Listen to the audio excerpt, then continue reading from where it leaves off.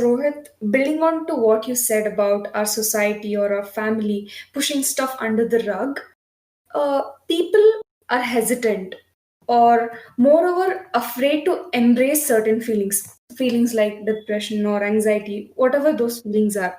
So people are afraid to embrace these feelings. That may be because in today's society we are encouraged to suppress those feelings rather than embrace it. But suppressing will not help you deal with the issue. So, how do you suggest people embrace feelings such as anxiety or even overthinking to that matter? Feelings in general, because people don't want to admit to any feelings that they have. They think themselves as cyborgs. Yeah, true. So these are both great questions. So, um, and also something I'm extremely passionate about. Let me see. So I look at it from two angles. The first thing is let's talk about the what's happening in our brains. Okay, the neuroscience behind it. Now, our feelings and emotions, they are, okay, this is gross oversimplification, okay, but we're just going to use some basic models just to help us explain some concepts. So if we were to kind of separate into the rational mind and the emotional mind, okay, our brains don't actually work so, so black and white, but let's just use that for a second. All sensory information comes up, our brains and the back of our necks. It comes into the cerebrum, right? You got your amygdala, and that does a lot of our processing now. If we're in a heightened state and the amygdala goes into shutdown, that's when we experience these crazy emotions of discomfort, panic, anxiety, and so on. Now, the cerebrum will tap into the prefrontal cortex, right, the rational side of our minds, just to kind of check in a bit. But most of the responses are fairly automatic, right? They're happening back here. Now, that is both a good thing and a bad thing. It's a good thing because actually these systems were designed to protect us, and they are incredibly intelligent systems.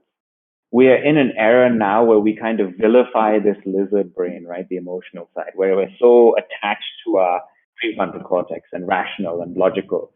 But this brain is older. This brain is much older. And if you read different perspectives, it can also have a huge amount of subconscious intelligence. Now, how do we tap into that? I think the secret is the emotions. I think the secret is the older mammalian lizard brain is communicating to us through the metaphors and the language of emotions. Emotion was used to motivate you to intelligent action. If something was about to attack, I think I see a snake in the corner, right?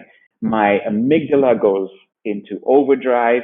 It floods my body with emotions, right? That emotion provides me the motivation to either fight, flight, or flee. And very quickly, it's much faster than the rational brain. It's happening in instants, right? And the problem is that nowadays we have learned to resist. We're even told, you don't feel down. Big girls don't cry, right?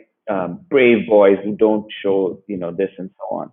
And so we suppress, and we're losing out on all of that information that can help us to live better lives. This ancient knowledge, we're losing out on it. Okay. So I do think the answer is that we need to learn to embrace our emotions, even if the result of that discomfort that's coming from the emotion is something you eventually want to move away from, right? Let's say your emotions are coming up because you're actually being physically abused or whatever, mentally abused, and the result is that you want to walk away. I still say we need to first open to that discomfort. In order to understand the message that, hey, this is really unhealthy, I need to move.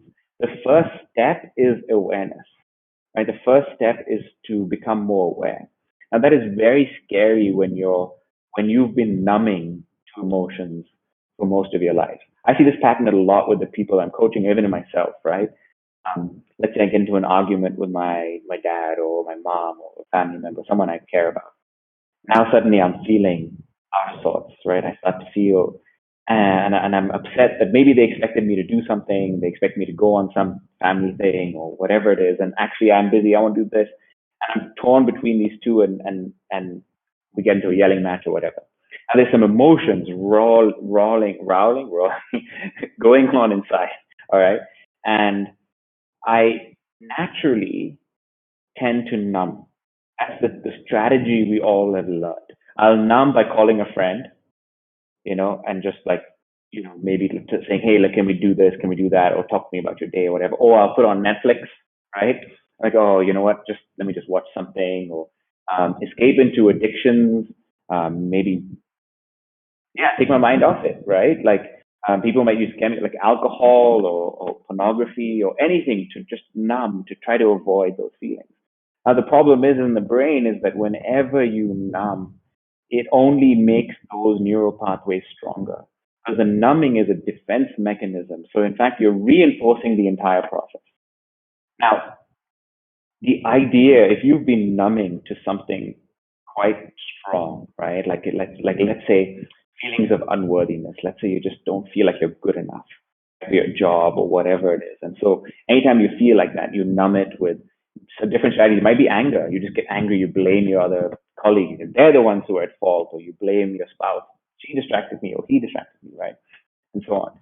But if you decide, enough's enough. I'm not learning. I'm not growing from these experiences. I want to listen. What is the case for that? Well, if you want to improve or grow in any area of life, it requires resistance and discomfort. Let's use a simple metaphor of our bodies, right? If I want to grow, to improve my body, I've got to put it through some kind of resistance, some kind of discomfort, some kind of thing that's going to help me to grow my muscles, right? That's what. So if I'm lifting a weight, it is that resistance that I'm pushing against, right? That's going to provide the impetus for my muscles that I need to grow. Now, I don't look at that weight and I'm not like, oh, you stupid, pathetic, horrible, ridiculous, oh, horrible weight. Yeah, I'm being polite. Yeah. Okay. Thanks for that. But I'm not going to be screaming at the weight and resenting it, right? The weight is providing with me with that resistance. Now, that is the same exact metaphor for your emotional journey. If you want to step into the proverbial emotional gym, you've got to start to see those negative emotions not as a curse. They're a gift. They're there to provide you with the strength that you need. But in order to do that, you're going to have to start to see them differently. I no longer see my negative emotions as something to avoid, something to resent. In fact, I'm very grateful for those emotions. Pain and difficult times, within reason, right, have been the number one thing that has given me growth. Whenever success has just been handed to me, or really, things that are so far beyond what most people would have had at that age, they actually weren't such a good thing, because I hadn't gone through the struggle to develop the skills and the character that I needed to sustain it. Does that make sense? When I look back on my life, it's the hardest times. It's the depression, the struggle, the problems in relationals, all of that stuff. That's what gave me the soil, gave me the ammunition, the resources I needed, the nutrition I needed to grow. So every day, first we can start to reframe what these negative emotions are. Your negative emotions are gifts. They are messages. Okay, they are trying to tell you that something is not quite aligned, that there's something that you want to listen to. Now, life is so complex. And for me to sit and rationally make good choices, I have learned personally, I can overthink something to the ends of of the universe and still make a pretty dumb decision. I have found that my subconscious, my emotions, bless you, my emotions, my subconscious, they have so much more intelligence, but I need to learn how to listen and interpret. And so what I do, here's a tool that I use every single day. It's the one that I do not skip ever. And I call it mood words. And so every single day in my early morning, before I interact with anybody else, I will sit down in my journal and I will write down 5 words that describe what I'm feeling. Now, I've been doing this for years. I can literally sit down and write 20 at any given time because I've practiced this so much. But it's something for you to try as an experiment, right? I ask people all the time, tell me 5 words for how you're feeling. Most people get to 3 and they get stuck. Especially in India, like if I ask them how are you feeling, oh, okay, I'm good, not sure, maybe happy, sad. Now you think about this, this is quite generic, okay? Our emotions contain huge amounts of information. They're incredibly complex, right? When we actually critically examine them. And yet we have a handful of words. You can't decipher your emotions if you don't have a vocabulary to begin to explore them. So one of the things I use is I have mood wheels and things like that help you to get a bigger vocabulary. I've been building my emotional vocabulary so I can be more concise about what my emotions are telling me.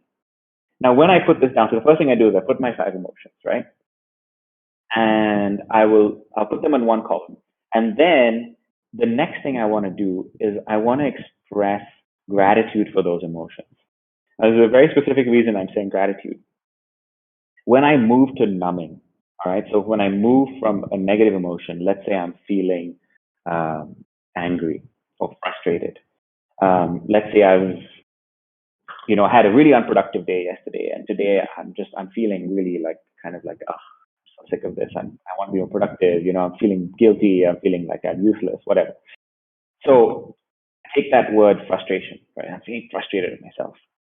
And normally what I do is I numb, right? So I don't acknowledge that I'm feeling frustrated.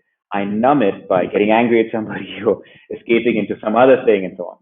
What that does is it limits my options, right? I can't open to new paradigms because I'm going through the same old patterns that I always had, right? Negative emotion comes up, my standard pattern, get angry or escape and hide and just say whatever you want, whatever you want. Like, a lot of us do that as well, right? Like your boss tells you something that you're not happy with and, it's something that you think we shouldn't be doing that, but you're like, okay, whatever you say, I'll, sure, I can do that. And you change everything that you believe in to suit that, right? I see. No, he's fine. So as long as we continue these patterns, we're limiting our options. What gratitude does, if you look at the science behind gratitude, the neuroscience of gratitude actually literally rewires your brain. It literally opens up neural pathways so that you can see more options. It's literally like opening your eyes wide for a second. By saying, I am grateful for feeling frustrated this morning, I can now, suddenly I have a new kind of energy. By numbing, I don't know if you ever noticed this, but when you feel bad and then you numb, let's say you numb by watching TV or whatever it is, have you noticed that when you stop numbing, you feel even lower energy than before?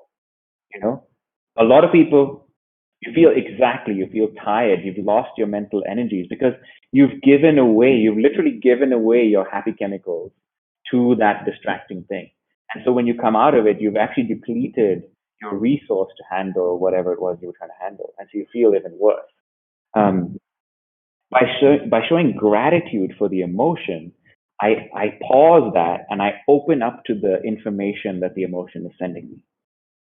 And so I say, okay, I'm grateful for feeling frustrated this morning. Why am I, so not just as an idea, but practically, why am I feeling grateful for being frustrated at myself? I'm like, okay, well, it tells me one, the only reason I'm feeling this emotion is because I actually care about being productive. I'm somebody who doesn't want to waste my life. I care about being productive. Isn't that a nice thought? Rather than beating myself up, I'm like, hey, actually, yeah, I actually care about being productive. Okay, the second thing that does is that makes me think, now that I'm feeling this emotion, it's actually motivation for me to find a new way of trying whatever my daily routine was. So yesterday didn't work. Great. That gives me more information. Now that's one experiment, right? As engineers, this is one experiment that didn't work. So great. I've got some new information. What do I want to do differently today? Maybe today, instead of putting my exercise for the evening when I'm feeling tired, maybe today I'm going to try waking up and exercising first thing, and I'll try some new experiment. Suddenly, from this emotion that I labeled as negative, I've now got inspiration. I've got enthusiasm. I've got energy. I've got motivation. I'm curious, This is easily the most transformative tool I have ever learned. And it's why I do it every single day. And so my final tip on this would be, in the same way, if you start a new exercise routine, let's say you pick up yoga for the first time, it would be really, really um, uh, silly to try to jump into advanced yoga poses, right? Where you're like balancing on your arms with one foot in the air, doing the splits or whatever. You don't have the foundation, right? Your muscles haven't learned. You don't have the flexibility. You don't have the stability. I don't know if you ever tried to get into some, yoga poses where your body starts to tremble, right? You're like, what the heck? And everybody else in the class is like breathing so calmly and getting into it, right? But a much better practice is to start slowly, right? Is to start with some basic foundational exercises. Start learning how to master the downward dog. Where do you put your pressure? Where do you put your emphasis? How do you rotate out your shoulders and pull them back so you protect your neck? Where does your pelvis tilt? These little things you can learn in that pose. And then one day you'll find that, as the rest of the class tries a handstand, you're effortlessly balancing and you're like, what's going on, because you've gone through those basics. So my final tip on this is don't try to dive off the deep end. If you are dealing with some really, really, ferocious, persistent, dark emotions, don't say, okay, yeah, Rohit said, we need to be grateful for emotion. Come on, let me sit down. I'm going to journal for the next 2 hours about how shit I'm feeling, and you'll be surprised because people, we can all do that, and suddenly you open up, just like what happened to me on that day when I first saw everything that I was afraid of. It can be overwhelming. So instead, I would start with just light emotion. I would start just doing one a day. I think that a lot of times people talk about strategies for how to overcome depression. We all know it. We all know it. It's not rocket science. Eat better, right? Like get off the processed food, like eat complex carbs, drink more water, stay away from sugar, stay away from alcohol, sleep, biggest one, right? Like try to get a lot of sleep. That means getting off your devices early so that your brain can get into, low lighting, no distractions, all of that stuff. Like exercise is one of the biggest ones, right? Exercise regularly, meditation, pranayama, breathing. I mean, these are huge. We know this, but the problem is that we don't know how to get into the practice of it. Journaling is has been researched for decades, and we know that it builds resilience, emotional awareness. But how do you get into the habit of it? It's nice. I can tell you all these things. But what's the point if tomorrow you say, man, I'm a college student, right? Like I'm still trying to finish the project without binging on Netflix or whatever it is, and you're telling me to get into meditation and exercise and all of this stuff. So in that sense, my answer is it is far better to start a ridiculously small, tiny, tiny habit and to try these big things that you do every now and again. So when I'm coaching people, I will tell them for 2 weeks, you're going to start journaling, but for 2 weeks, the only thing you're allowed to do is open your journal and write the date. And you have to close it and put it away. I'm going to track you. And we have these tracking apps. So I track them for 2 weeks to see, have you opened the journal and written the date and put it away? Because I know if I can get them to start that habit, then we can move on to the next step. So the next thing I tell them is I want you to write one word for how you're feeling at that moment. Just one word. Don't describe it. Don't get into it. Just put one word down. Do that for a week. And what starts to happen is you're literally creating a new neural pathway in the brain. And it becomes easier and easier. So you can start to examine just your light emotions, like, okay, so I'm feeling really scared about, I don't want to use that word. Okay, so let me start with something light. I'm feeling a little bit restless. Road's talking too long. I need to change the channel or whatever it is. So I'm feeling a little restless, right? That's a word I can put down. Okay, so I put restless down. So why can I be grateful for that feeling of restless? So, it might be, so some common themes that I find is often an emotion gives me an opportunity to practice. So if I'm feeling, let's say, low energy and I'm not feeling enthusiastic, that's something that I've always hated my whole life. I've always vilified low energy. I always think that you've got to be energized and motivated, which is bullshit. You can bleep that out. It's nonsense, right? Like our society is addicted to these high energy states. In the research, it's the beta waves, right? I believe. where we're kind of into problem solving and high stress modes and we're like working really hard. But actually, we need to be able to get off those waves. We need to go into alpha waves. To spend a lot of time in a mellow state is really good for learning. And so what I do is when I put that emotion down, my gratitude is, okay, this is an opportunity for me to practice being in a low energy state. So this morning I woke up with very little energy. I didn't get much sleep. I'm like, my word is like lazy, lethargic, whatever. I'm like, okay, great. My gratitude is opportunity to practice. Opportunity to practice in changing my narratives around what it means to be low energy and to be able to go with the flow and still enjoy my day. I think one of the biggest secrets of life is to be able to enjoy the mundane, right? Young parents will tell you this a lot. They always think about the highlights, but most of life is just changing diapers and cleaning up after your kids and so on, and you need to learn to enjoy it. So yeah, let me leave it at that. Mood words start really small, one a day, and then slowly progress. Just to add on to that, because I had a feeling you would come to those mood words. So this is my book, which I when I first heard you speak. So you had mentioned mood words that day too. So I also began writing. So I do 3 a day now. But I think the biggest takeaway is that I'm surprised at how much we actually do care about ourselves, even though we feel like we don't. Because emotions, in a way, is how you transpire, how you react to what your body is feeling. So many a times I'll be like, why was I angry? I was angry because I care about myself in the end. It comes down to that. So I think we underestimate ourselves when it comes to people always generally mention that, yeah, you don't care about yourself enough, you don't care about yourselves enough. But if we learn to accept emotions, I think those are the best teachers of how much you actually do care about yourself, even though you might not consciously be able to do so, but your body subconsciously cares for itself because it wants to survive in the end. I want to say like preach it, man. Like big shout out. That was awesome. Like really well said. I was like, I couldn't have said it better. Thank you. Okay, let's switch up the flow a little bit. It's about an hour of recording, and probably it's getting monotonous for the people who are watching. So we have some quick fire questions. So rapid fire questions where you can answer in either a word or a sentence, but whatever, like the first thing that comes on your mind. Okay. I'm glad this Okay. isn't live, so you can censor me if I say anything that's too drastic. Yes. One of the perks of post editing. Okay. Here's the first one.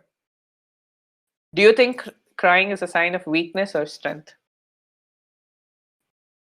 I definitely wouldn't say it's weakness.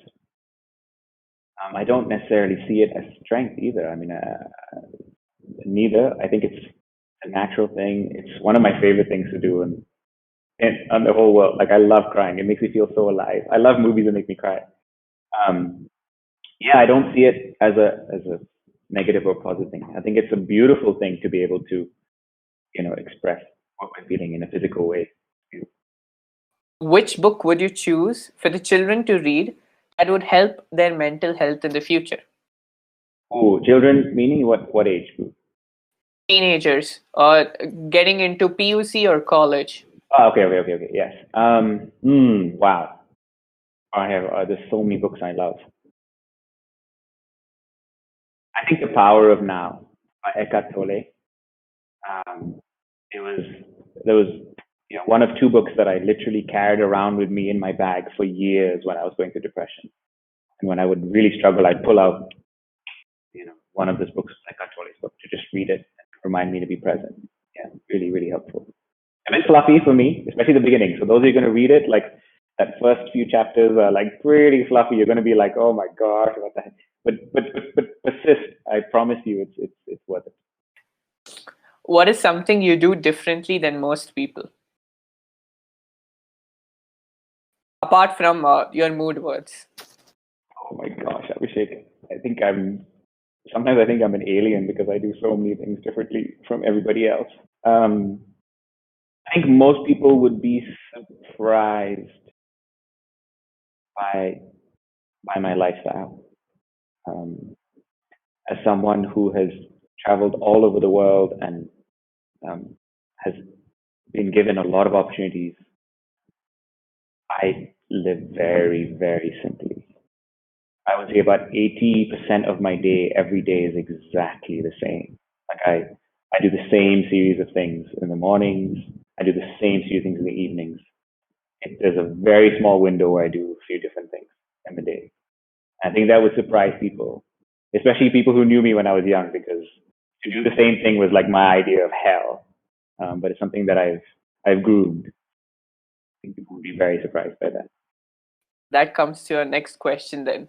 Would you rather be reborn as a genius who always worries, or a joyful simpleton? Simpleton. I mean, there's no. I mean, hey, why? Like, give me joy and simplicity, man. I'll take it. Which is actually, just to make a note, you've raised an interesting point. Most depression is also linked to signs of intelligence, and so people, who are facing depression and anxiety, oftentimes it takes a mind that can see possibilities that most people won't see. So let that encourage you. It doesn't mean that. And there's so many shades. It's not depression, anxiety, and not. That's just not how it works. It's not even a grayscale. It's a color wheel, and all of us fall on different parts. There are areas that today I am phenomenally strong in, and there are areas that today I am a complete ass, and you would be phenomenally strong. It doesn't matter who you are. It's a color wheel. Yes. Okay. Do you think people in general are more worried about doing things right or doing the right things?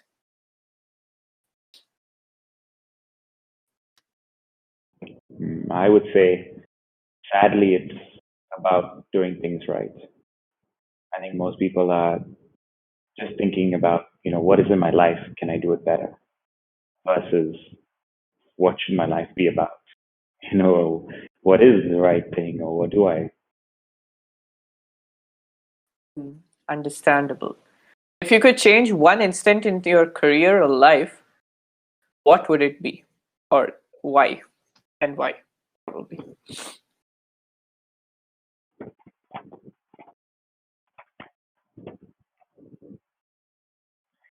I don't think I would change a single thing. I used to, I have zero regrets. Not a single thing. Probably not in the perspective of regrets, but in the perspective of just seeing what an alternative path would be in the choice. See, I mean, any answer I give, like for example, I studied design. I studied design thinking and graphics. After that, I've run businesses, and most of my work has been in training and behavioral coaching and things like that. But would I have gone back and chosen to do psychology instead? No, because I think the fact that I studied design thinking has meant that the way that I see problems are so different as a behavioral coach than other people, in that same thing. And whether or not I'm effective, those choices have led me to who I am today. Now, if I had to go back to a young Ro and maybe give him a chance at a different life, I don't think I'd give him anything about doing things differently. I would just maybe talk to him about compassion and just say, like, I wish that everyone can learn how valuable self-compassion is. And if we think that if you're really kind to yourself, you're going to end up becoming an idiot, and you're going to treat people really bad. You're going to become selfish, and that's what I believed my whole life. So I was always hard on myself, and that's the one thing I think: just learn compassion. Speaking of no regrets, if the saying is true that we learn from our mistakes, then why are people afraid to make mistakes? You've got to look at just how far back we learned to regret mistakes.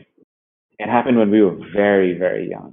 I'm watching my nieces grow up, 2, 3, 4, 5. And they have zero when they're 1 and 2. There's no fear of making mistakes. mistake, right? They'll run naked into the room with everybody and like shout like Nanga Panga, and dance around the room, you know. But as they get older, we as a society start to tell them like, no, that was really wrong what you did when you shouted that out and, you know, said like, yeah, I can't stand the cake that granny made or whatever. And we're like, God, that was really bad. That was really wrong. And everybody in the room is scowling. You see everyone's faces, you know. I mean, the young kid has said something, and because they're scared of what granny will think, everyone's like, oh, don't say that. We don't say that. We don't say disgusting to food and so on. And they respond to that, you know. Suddenly they've got this major rejection. And there's a consequence, you know, disconnection. It's one of the fiercest things we'll feel as humans. And so, such a young age, we're learning. Okay, mistake bad. Learn to perform. Learn to perform. Learn to perform.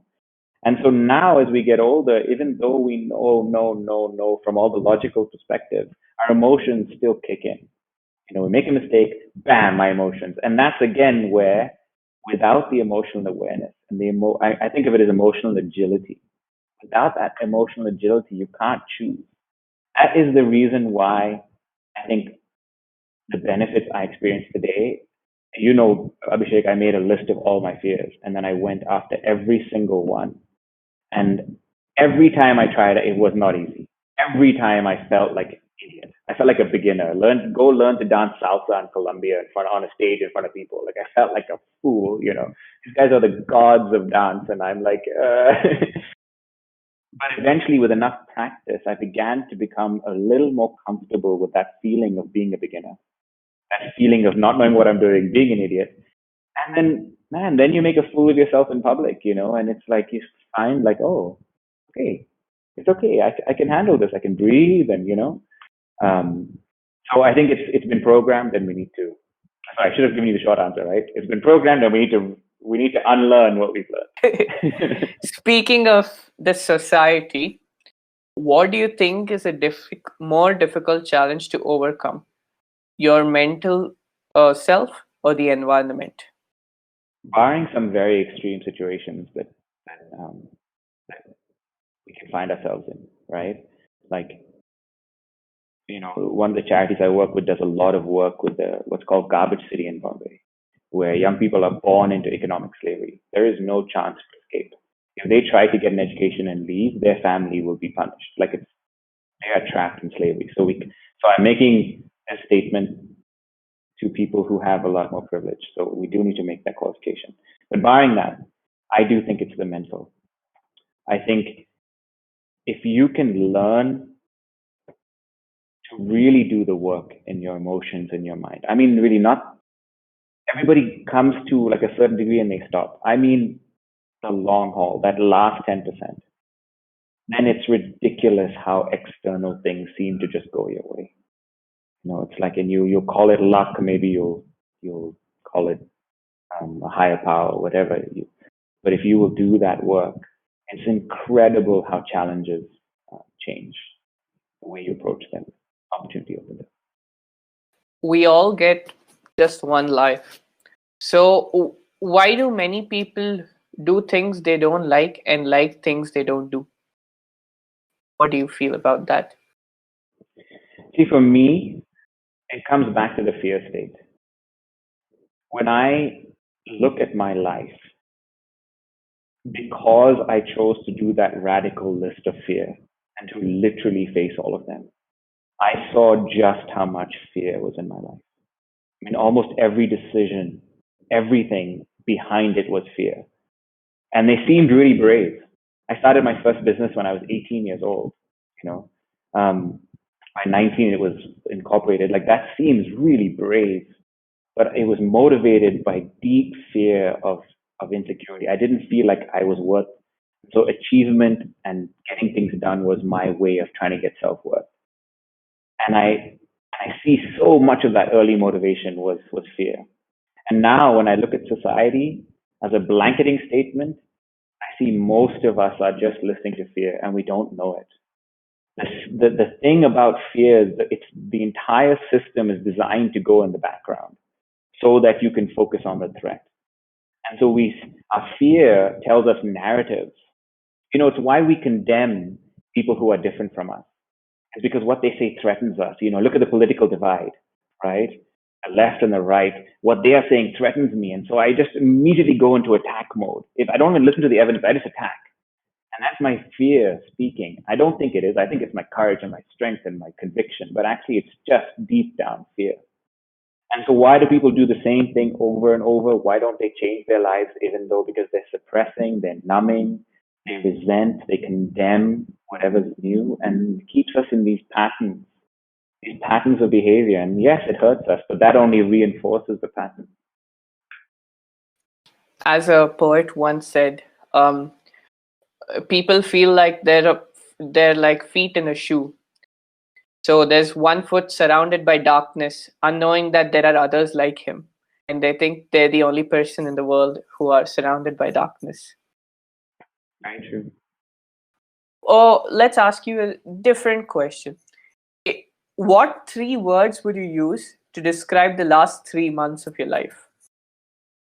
Cool. The last 3 months of my life. Content,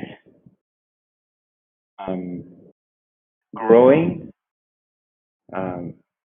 connected. Yeah. And when you're in isolation, and if you're in a bad headspace, which is better, the bitter truth or a beautiful lie at that moment? Really depends on the state. You know, if I take it back to some of the really low days, then a beautiful lie, man. Like I'm a mess, like I'm collapsing. I need someone to just come in and support me, to hold me, tell me everything's going to be okay. Even if I'm like done something drastic or whatever, I just need someone to come in and say, like I don't need them to be coming in and saying, listen, you're screwed up, you're depressed, you're messed up, you've just made this terrible decision. That might just throw me over the edge. So maybe something in between, like kind of like a sugar-coated truth. Like eventually I want the truth. But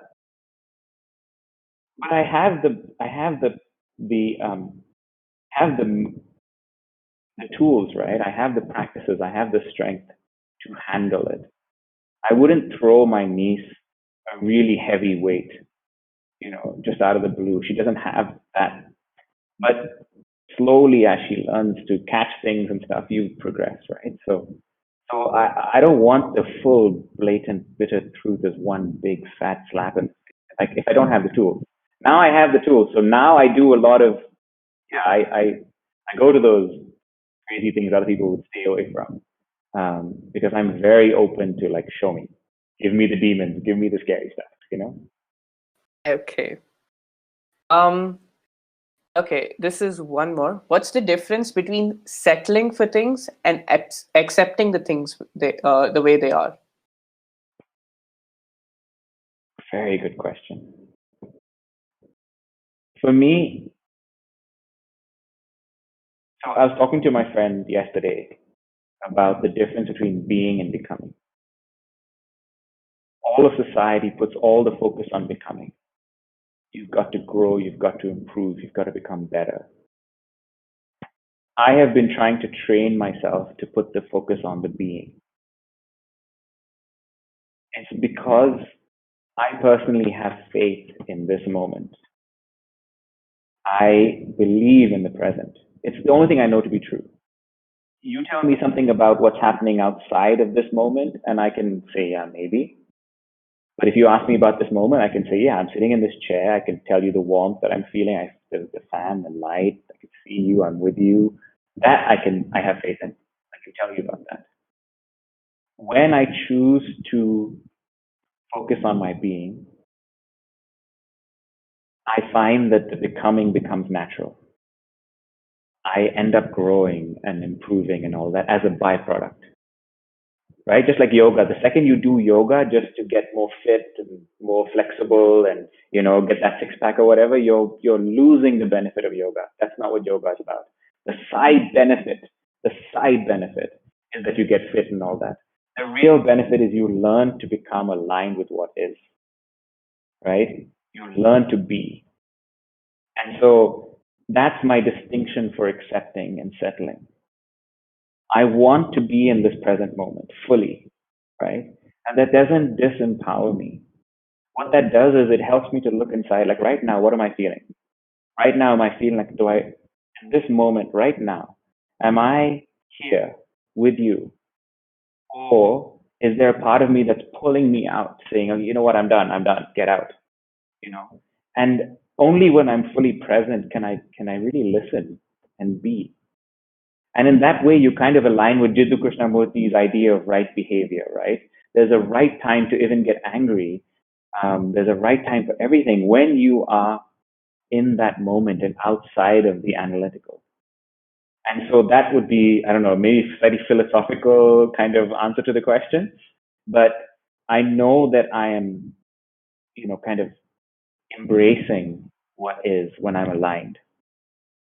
And part of embracing what is tells me when I'm just accepting and settling in a way that's not healthy. I'm putting up with things that I'm just convincing myself to stay with, even though I know I should change. Does that make sense? Yes, that actually makes a lot of sense. Just to break the stereotype once and for all, because even companies, specifically, most companies nowadays specifically press for team players. Is being alone and content with yourself really as bad as society makes it seem? No, not at all. I think it's essential. I think it's absolutely essential. Look, since I was a kid, extroverted. I'm one of those guys who, I'm very comfortable around people. I can be on stage. I can be a group of new people and make friends very easily. I mean, I've backpacked for 5 years, right? Made friends, strangers all over the world. I'm very comfortable with it. But that if I rely too heavily on that skill, I'm not going to learn the other skill of building a relationship with myself. My relationship with myself determines how good of a team player I am.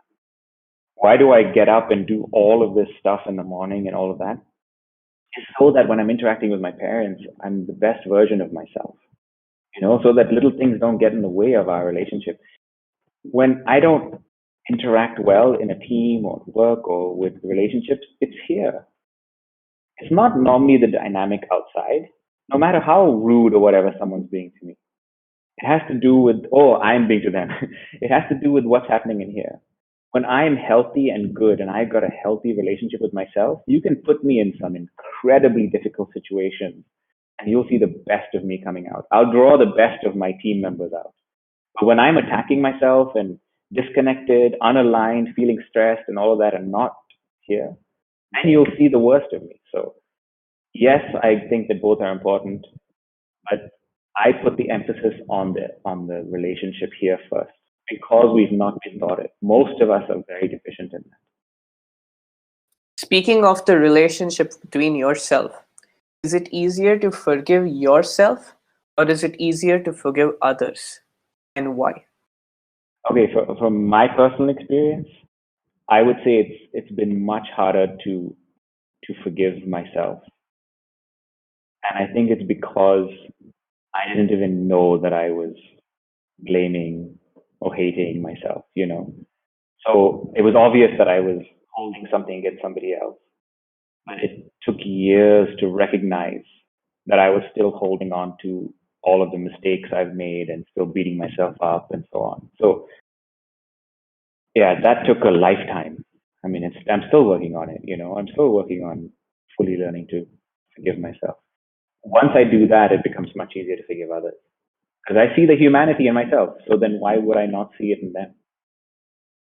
And as my aunt once said, sometimes we think we need to blame ourselves because it is wrong in the eyes of the society. Then she asked, if everyone is thinking that the society is going to judge us or we're afraid of what the society is going to do, then who's the exact person who's judging us? Because everybody's worried about themselves. That means there's nobody else there. And it is your own fear of you shattering your perfect image or the image of what you have about you. So let us talk about older people. So my grandparents, for example. No, let us accept the fact none of the elder people had life easier. With that being said, do tougher situations lead or make tougher people, or increase the chance of people committing suicide? In reference to nowadays, a lot of teen suicides are due to the pressure from colleges and work. But when you compare the situations from before, where you had no food or you had to work every day, so in context to that, do you think tougher situations make tougher people or increase the rate of suicide? I don't know if I can, actually make any kind of statement on that. I can hypothesize. I think that I think it really is. From what I've read, it really depends on what a person does with that tough situation. I mean, we have examples on either side. You can go on and on about all those, Oprah Winfrey and all those great people who have got, really come from suffering and difficult times. And that was the crucible that helped them to cultivate their lives. Ideally, yes. I mean, okay, so I would say that you really don't grow into greatness without difficult times.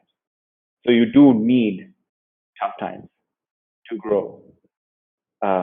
Whether or not that takes you up or takes you down is entirely based on how you respond to that difficult time, right? It can crush you or it can grow you. The pressure might be too much. So Okay, let me alter the question a little bit to make it easier for you. Do you think earlier times people were tough, people have become soft now, or the times have just changed? I think the times have changed. And just look, if you took, a man, I think they say from the 18th century, and you just showed him all the information that we have in one newspaper, it's more than what he would experience in his entire lifetime. And that's the newspaper. Nowadays, we don't have newspapers. We have iPads and internet, right? In 5 minutes on the internet, we could gather more information than he could have experienced for his entire life. Now, the brain has to deal with this. It's not easy. It's not, yes, this is like, as they say, first world problems, right? Like, that, we've got so much stuff now, we're suffering, it's true. There is an extent to where we could just be like, hey, kind of grow up, deal with it. But at least as our parents were growing up, they had some strategies because they could lean on their parents, and they could lean on their parents because times weren't changing. They were changing, but not as rapidly. There were some big changes. I mean, you can go back in time when they invented the press. It changed everything. People started to read, When my grandfather was born, probably when he was 20, the first telegraph was put up in Mysore. Yeah. And these, the printed word, the telephones, these had, radio, these had massive implications. But it's still, I think, an order of magnitude much, much lower than things that we are going through with the internet and, things like that. And so I think it's the same set of tools, but they need to be adapted. We need, the wisdom from our grandparents and our ancestors and our parents to be adapted. But because of the disconnect, we end up, they don't want to talk about it, we don't want to talk about it, and there's this constant thing where we don't learn from each other. It's the same. I think it's the same tool. The tools that we are learning today. Like I said, I was listening to a podcast today where the neuroscientist was basically just talking about the benefits of pranayama, talking about the benefits of. I mean, these were thousands and thousands of years ago. He was talking about box breathing. I'm like, hey, dude, you're talking about pranayama, man. Don't talk about it like it's some new invention. Yogis invented it like they discovered it 4,000 years or 3,000 years ago. I think the fact lies where people think the tools of the old in this modern changing era won't help. And there's a feeling from the other side as well, as they feel it's useless and they can't compete with the modern growth. And hence they don't want to disclose probably. Yeah. It's simply not true. I think those tools are so powerful, but they need to be They need to be adapted, and we need to talk about them. We need to try them. We need to experiment with them in our own lives, with each other, And if we can't even talk about this stuff, how can we adapt anything? Thank you guys for watching part 2 of the mental health special of the Tech and Tales podcast. Tune in next week for part 3. Don't forget to like, share, and subscribe.